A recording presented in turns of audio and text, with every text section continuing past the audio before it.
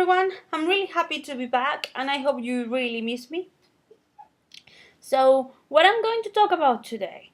Today, I want to talk about another review because I read Much Ado About Nothing months ago, and I really want to share it with you. Also, I want to share with you Hamlet and Romeo and Juliet that I also read months ago. And why? Because in a few weeks' time, I really want to do a discussion video about William Shakespeare plays, about these plays in particular, and I wasn't sure if going exactly just for the discussion video will be enough. And I thought the discussion video has to be like spoilery, and I don't want to spoil anyone in here, so I prefer to do the reviews first. So you may watch the reviews in the beginning, and then pick them up, and get ready for the discussion video. Or I don't know. I don't want to leave behind the people that actually didn't read the books. So I decided to do the reviews first. And one more thing before going directly to the review. From the 27th to the, I think it's the 8th of March, I am going to be participating in the Underhype readathon, which is basically books that you really like but not all the people know about. So, what is Much Ado About Nothing about?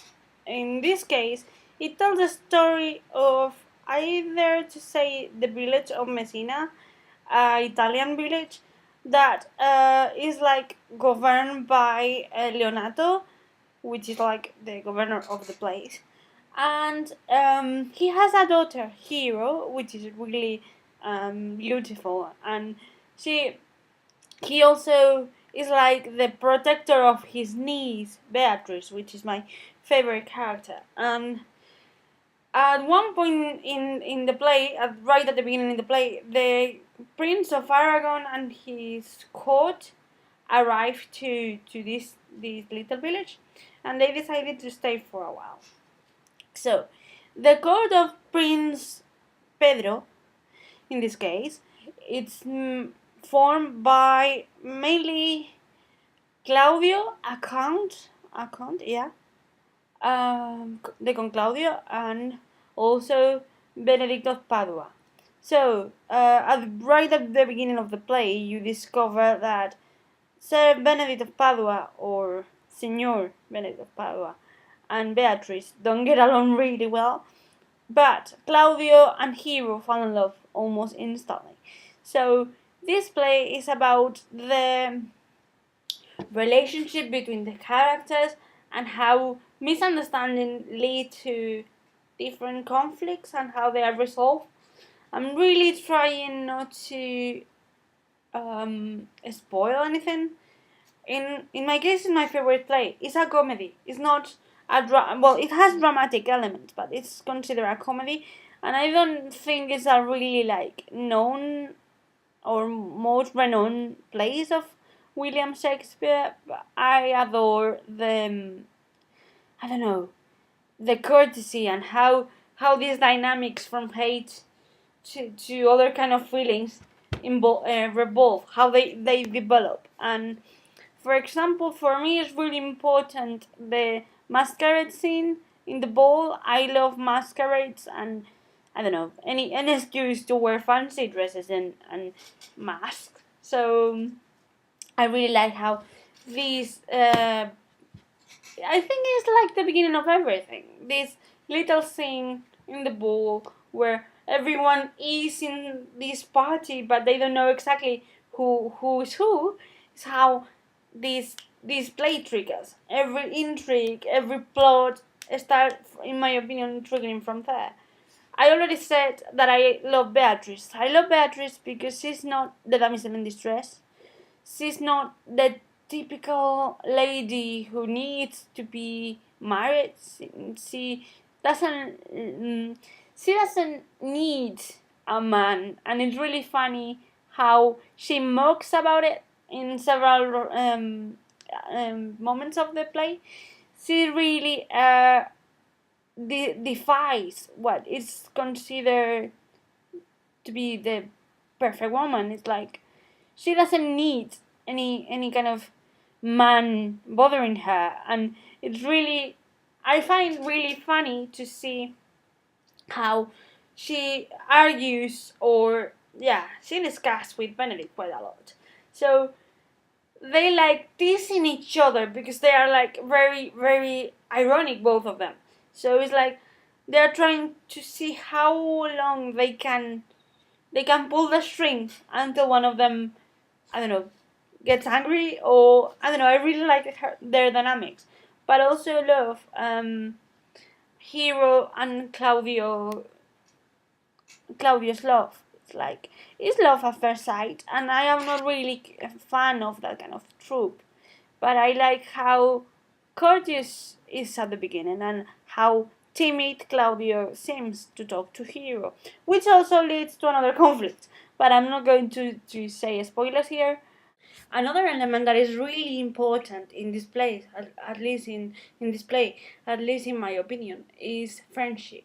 Friendship is constantly referred in the plot because for in one side we have Claudio, Benedict, and the prince.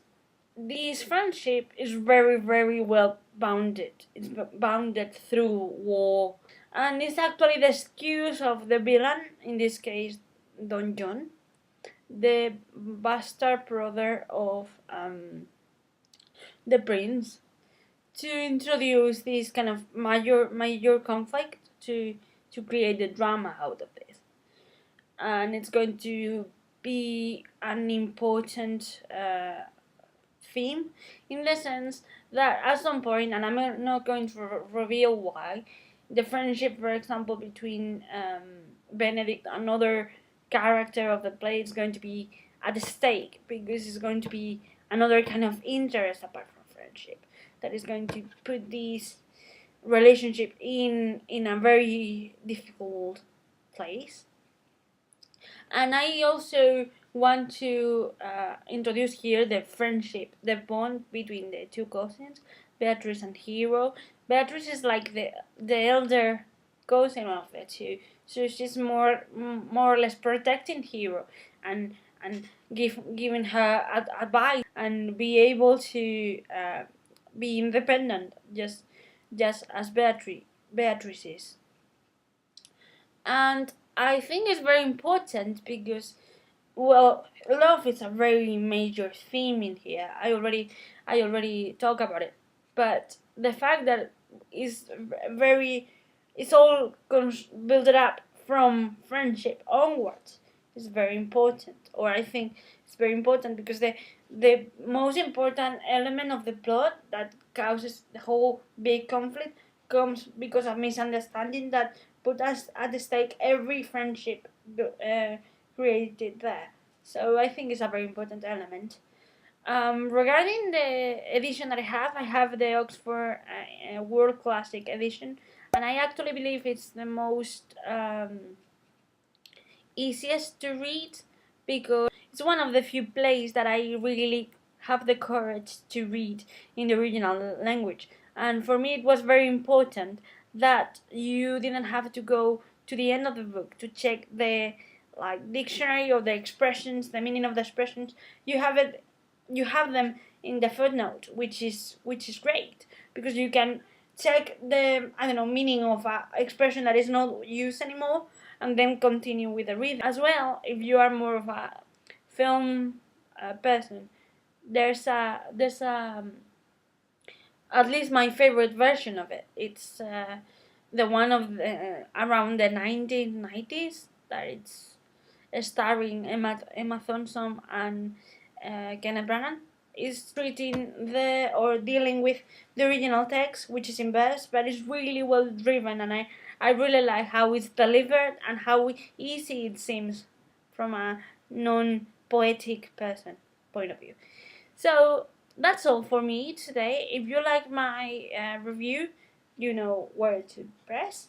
And if you want to comment some bits and pieces of the play that you really like, or that maybe you disagree with me, or you see other parts of the play that I haven't, I don't know, put a lot of attention?